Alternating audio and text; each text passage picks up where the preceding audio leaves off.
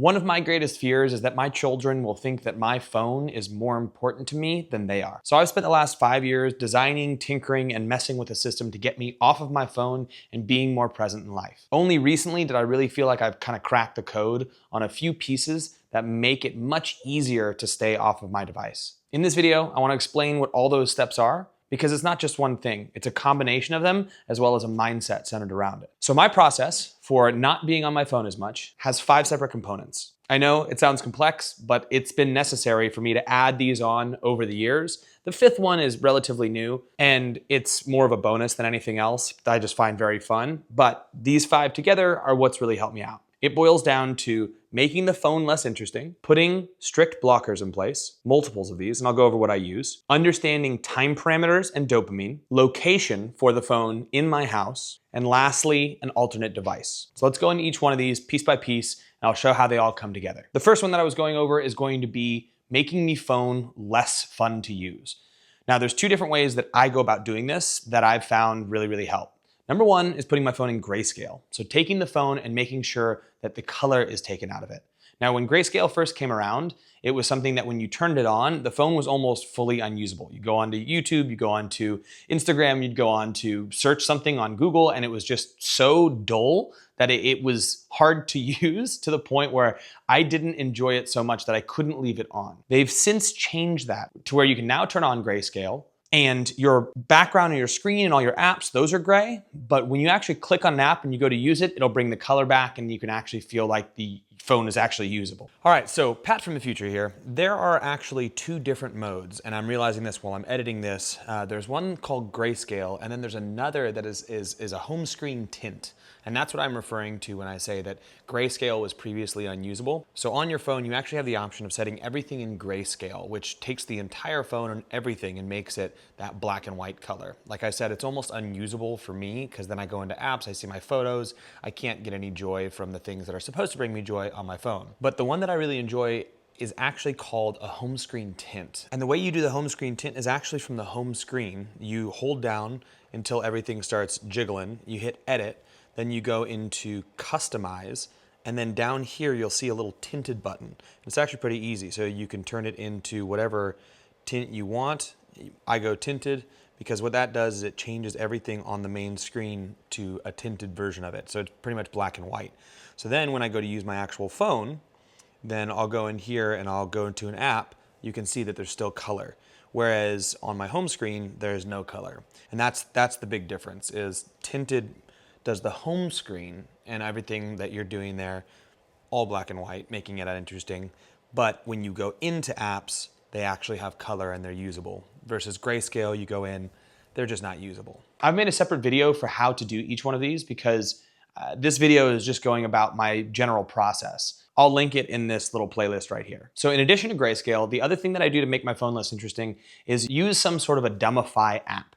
There's a few of these that are out there on the market right now. I personally use an app called Dummify, but the company Dumbphone actually reached out to me personally and was like, hey, if you want to try this, check it out. Essentially what we're doing with an app like Dumbphone or Dummify is you're making your phone into something where it's not as engaging. When you look at it, it's just words, and you set it up so it's just a simple screen, very minimalist looking, and you have to kind of search and find stuff, and it creates shortcuts to where when you click on it, it'll then jump between a shortcut and get you to where you need to be. So using Grayscale and Dummify are how you make your phone overall less interesting. Another way to make your phone less interesting is to turn off all the notifications. So there's no buzzing, there's no vibrating, there's no notifications that pop up on your home screen. It's just all bleh. And then you have to go seek those things out should you need to. So that's step 1, making everything less interesting. Step 2 is blockers.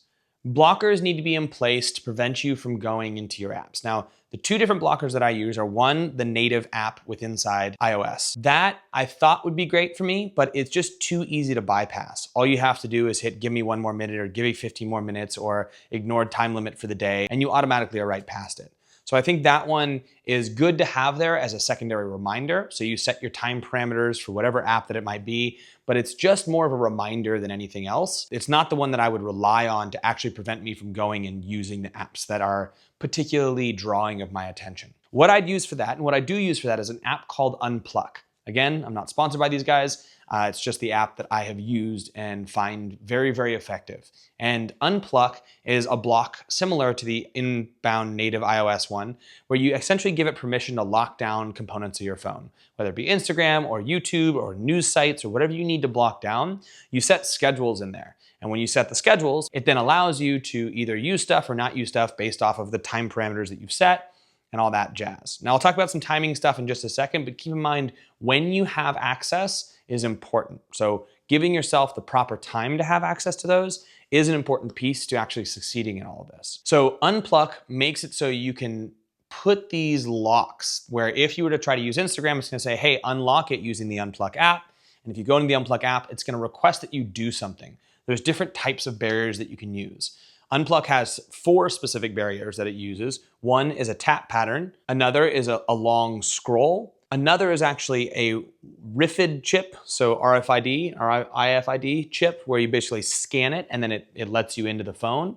But I think my personal favorite, because it's the worst and most annoying, is the shake version of it.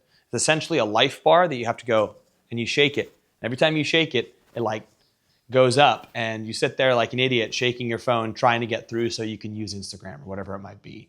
Putting both those blockers on, something like Unpluck as well as the native app, those are my 2 things in addition to Grayscale that I think are really helpful. The next thing I want to go into is talking about timing.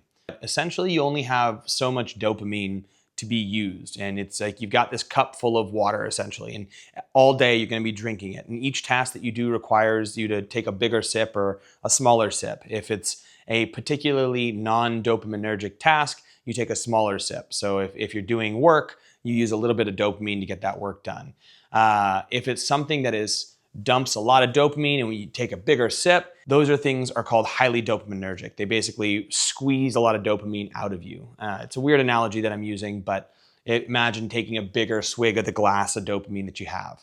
Now, the deal is this dopamine cup doesn't go down and then refill right back up. It goes down throughout the day, you sleep, you wake up, it's refilled. But you only have so much dopamine to utilize throughout a day. The problem comes is when we do highly dopaminergic things early on in the day. So if we wake up and we pop on Instagram or we pop on YouTube or I don't know, you look at porn, I don't know, whatever it is that you do that dumps a bunch of dopamine into your system very early on in the day, whether that's getting riled up on politics or the other things I talked about, it's going to make it so you are less focused and less able to be attentive for the entire rest of the day. So when you're setting up these parameters, you need to set up the parameters so that in the morning, you don't have access to these things. You need to pick like a midday time or an afternoon evening time that's not going to interfere with your family, where you can go on and do these things. I personally post on Instagram quite a bit for my work, so I have to be on there, and it's probably best for me to do it midday. I found I was trying to do it in the mornings. I would set it all up and only have from like 5 a.m. to 5:30 to get on there and post, but it would just drain me and I'd be far less focused the rest of the day. So I've found that I have to do it later in the day, if not evening, so that way I'm not dumping all of my important dopamine stores early on in the morning. Even if I'm just trying to focus on work tasks, I would find myself logging in and scrolling for a little while. It's like, oh, it's my only time, I'll do it here. Don't do that. Set up your time parameters for those to be later in the day, because that's going to be better off for you overall, and it'll be easier to stick to in the long run. Good, sweet, moving on. Lastly, we have location. Now, when we're talking about location, I actually think that it's important to take your phone and put it in a place that feels kind of naughty. Unless you're like a doctor who needs their phone on them all the time, you're on call or whatever it might be, it can wait. So I want to put it in a place like lock it in my bathroom, or I'm going to put it in my closet. And that's what I've done. I built an actual space in my closet that has a charger, that's got one of the little magnetic things, and it charges all my devices and it sits there. And I try to leave my phone there as much as I possibly can. Sometimes I find myself randomly walking around with in my pocket, and I'm like, what am I doing? Why do I have my phone right now? I need to put it back in its place. When it's there, it's out of sight, out of mind. I'm not going to do any of the dumb stuff that I normally do when I have my phone on me. So putting it in a location, creating a space where it just sits and it lives, preferably out of the eye of everyone who's around me who I care about, like my sons, who I'm trying to make sure they know they don't feel like I'm prioritizing the phone over them. That's what I do with that. So having a location that you have your phone that's out of the view, is a clutch thing if you can swing that somewhere in your house, and it helps with all of the rest of the pieces. Those are the main things. Starting first with making it less interesting, secondly by putting blocks into place, thirdly by understanding timing and putting those blocks in more appropriate times, and lastly, location. Now, the last thing is something that I've been doing recently that I find really great. My brain does better if it's slightly stimulated by things. I believe they call me someone with ADHD or ADD. I'm self-diagnosed for this and I've made it through life relatively unscathed, but at the same time, attention is not the thing that I have in surplus. So when I'm working and doing things around my house, if I'm only trying to focus on the task that I'm doing, like I'm building a house or I'm cleaning my dishes or something like that, if I'm just focusing on that one thing, my brain wanders and I don't actually get the thing done as well. I need a little bit of stimulation. So something like an audiobook or listen to music, which I like to do. In addition to that, there'll be times where I'm walking around and I'll think of something and I want to write it down, or I'll think of something and I want to look it up and go, hey, how does this happen? Or how does this work? And I would find myself going to my special place and grabbing my phone out, and then all of a sudden my phone's in my pocket again. Or have my phone because I want to listen to music and I'm wandering around my property. That doesn't work for me. I don't want to do that. That's exactly what I'm trying to get away from. So what I did is I bought something called a Books Palma. And a Books Palma is essentially an e-reader that runs on Android, and I can install any Android app on it. Things like Audible, things like iTunes Music, which I do Apple Music because I'm one of those weird ones. You can do Spotify. It's got books on it. I can search Google as long as I'm connected to the Wi-Fi. I can jot down notes. It does everything I want it to, but I'm not accessible. It's an e-reader, so it doesn't look very interesting, and it's not particularly user-friendly, so I'm not on there cruising down Instagram because it's a horrible experience to do so. But it's something I can have in my pocket, have my headphones on, and I can walk around and do work with while not being distracted by my phone. So that's the fifth thing that I've added relatively recently. By no means is it necessary, but it's been super, super helpful for me. My whole purpose in all of this was to make it so my kids know that they are more important than my phone. So I need to limit my phone use when I'm around them, and these are the steps that I've put in place that really do that for me. Like I said, I want to make a video for how I utilize each one of these things. I'll make one for the Books Palma. I'll make one for how I built my little shelf and what I plugged in there. I'll make one for understanding that dopamine response in the body a little bit better. I'll make one for how to set up unpluck as well as those time parameters. And then lastly, I'll make one for how to turn everything to grayscale as well as use something like Dummify. Each one of those would be a slightly longer video, just very specific on it, just because I think it'd be too long in this video to sort you out. So if you are already doing some of those, maybe try one of the ones that you haven't done. But my goal is for you to know that your kids think that they're more important than the phone. Good luck, and as always, stay virtuous.